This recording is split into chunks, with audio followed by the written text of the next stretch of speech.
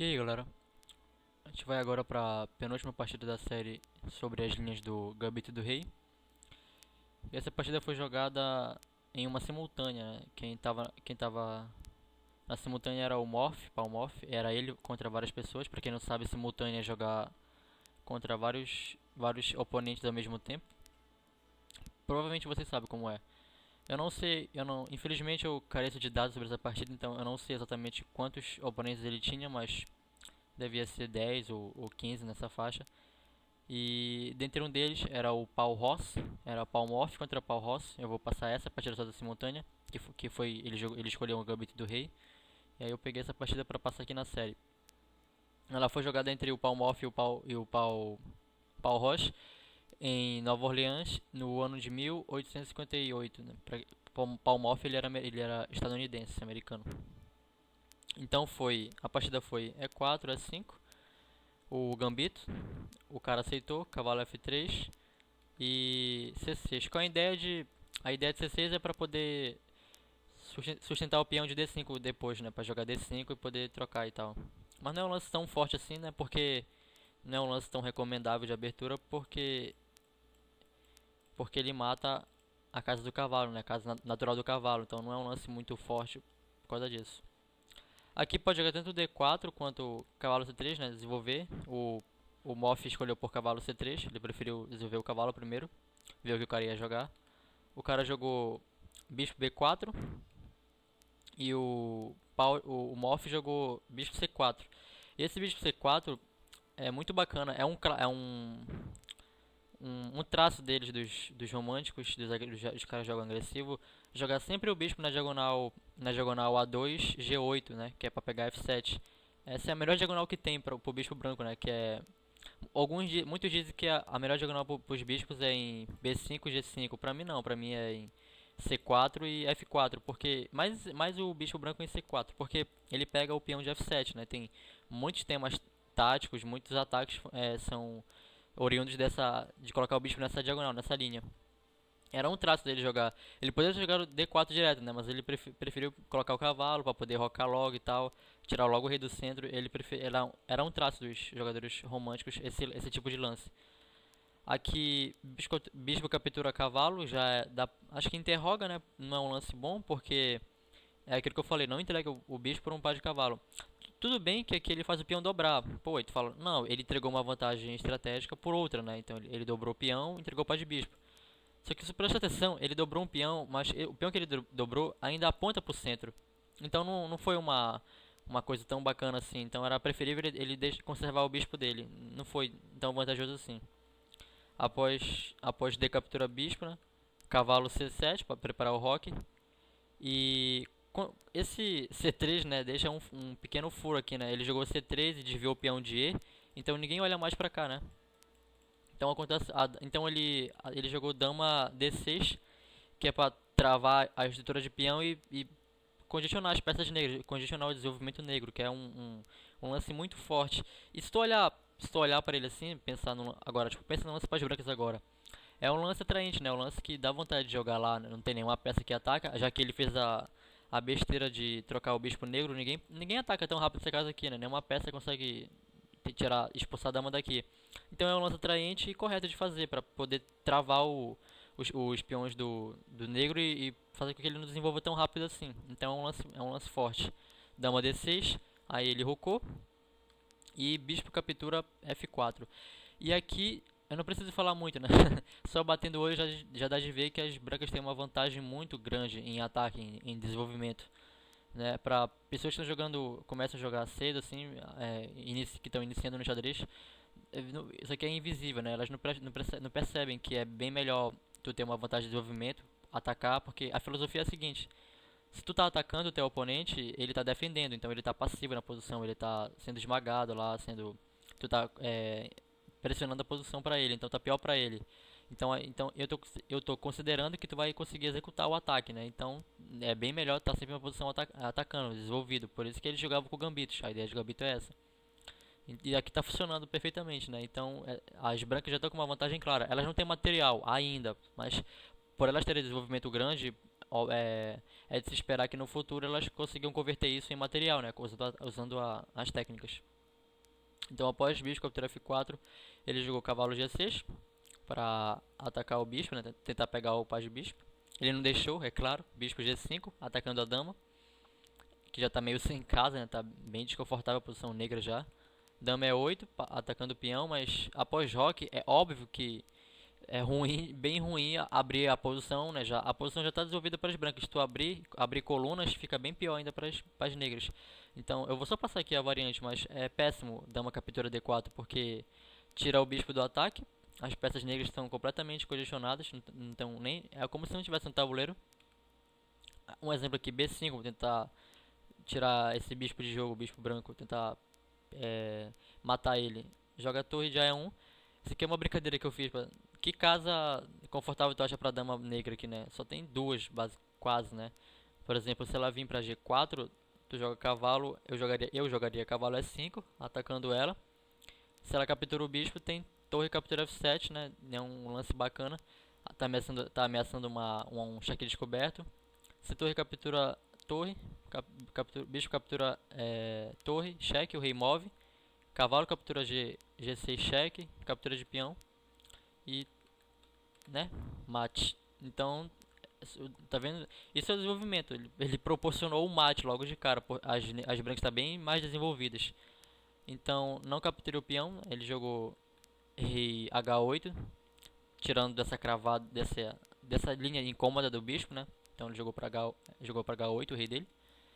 O Moff jogou torre de E1 com calma, né? Já que se tu conseguir perceber que o teu inimigo ele não tem reação, não dá para reagir na posição, ele não tem muito o que fazer, né? Então tu não precisa ter pressa, não precisa ir com muita pressa, sem desenvolver, ataca com todas as peças para ir com calma, para não fazer besteira e acabar levando o contra-ataque, o contra-jogo e acabar perdendo, né? Petrosian jogava muito assim, né? Ele era muito sólido, defensivo.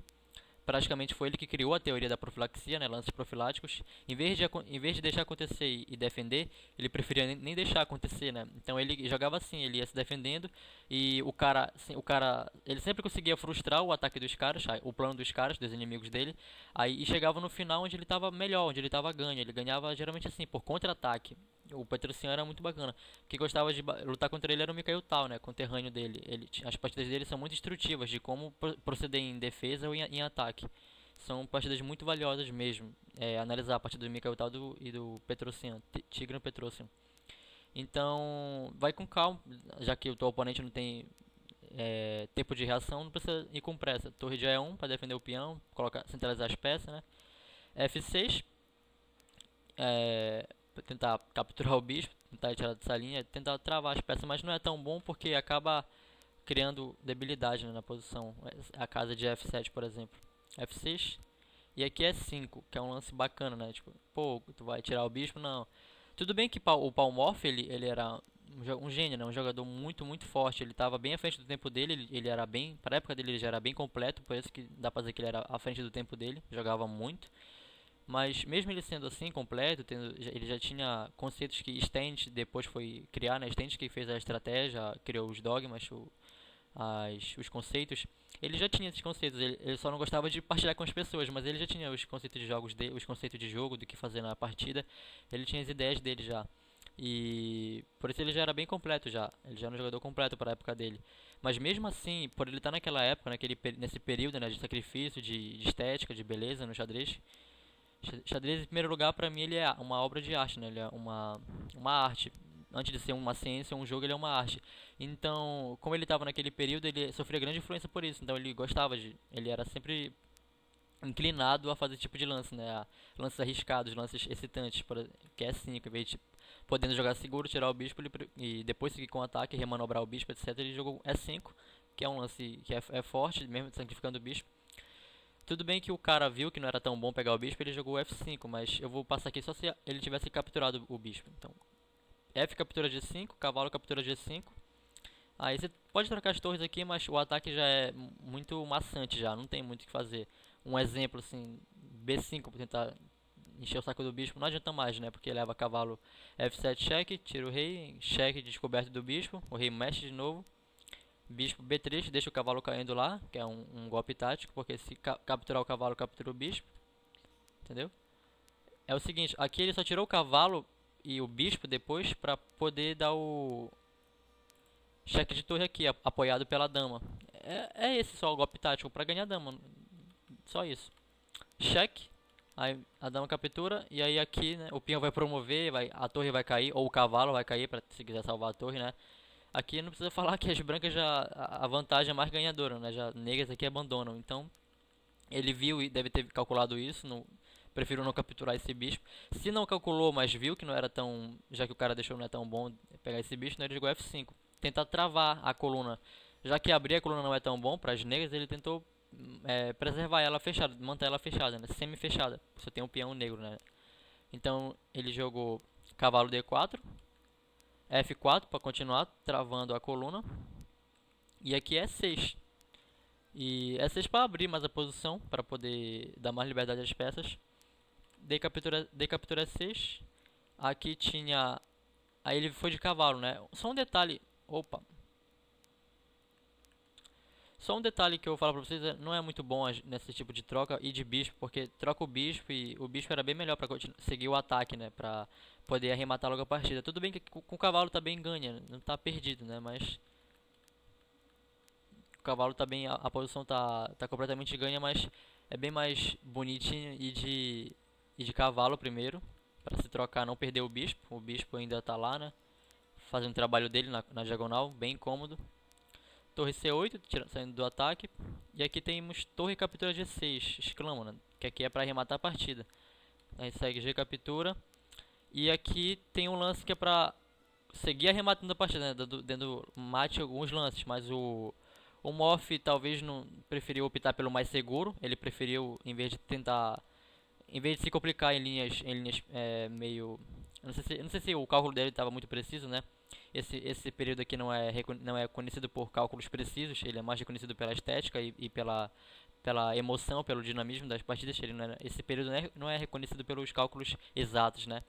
Então, por isso ele jogou aqui dama captura G6, dama F5, aí ele deixou cair mesmo, porque depois ele vai sempre ganhar a dama mesmo. E aqui, com bicho F4, as negras abandonam, porque vai perder o cavalo, né? Então ele optou pelo final ganho, né? Que também está completamente ganho. É uma forma de ganhar, simplificando e indo pro final com mais peças. Mas ele poderia arrematar a partida jogando torre F3. Só pra manobrar. Opa! Só pra manobrar a torre, né? Se caso capturar a dama, tá caindo aqui, né? Então, torre F3, qualquer outro lance aqui. Se ele tira a torre, por exemplo, aqui pra E1, ele captura aqui, não tem problema. Ou se ele joga, por exemplo, B5, um lance qualquer como B5, leva torre H3 cheque. Após a dama captura, que é o único lance, captura o intermediário. E aqui tu escolhe, né, se tu quer dar mate ou se tu quer pegar a dama, tirar a primeira dama do tabuleiro e depois tu dar o mate, que é como a tua mente quiser, né? Tu pode tirar a dama ou dar mate em um direto. E essa aqui foi a partida, né, bem rápida, 24 lances só, uma partida bem curta, um ataque rápido que pode-se dizer que a partida foi decidida no momento em que ele jogou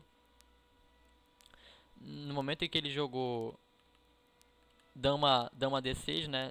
A partida estava meio decidida, porque negras não conseguiram esse plano ativo de jogar o D5 em nenhum momento, então acho que essa foi o ponto crítico da posição e quase que determinante, porque vocês viram que o bispo, o cavalo e a torre não entraram em jogo na partida, né? Essa é uma partida muito clássica clássica e educativa e lúdica, né, para mostrar como a importância do desenvolvimento, né, como é importante priorizar o desenvolvimento das peças de forma harmônica. De maneira bem lúdica mesmo, para mostrar uma partida de exemplo para isso. E para exemplificar também o que o gambito do rei proporciona, né? Ataques bem rápidos ao rei. Então é isso aí, galera. Falou, até a última partida dessa série. Falou.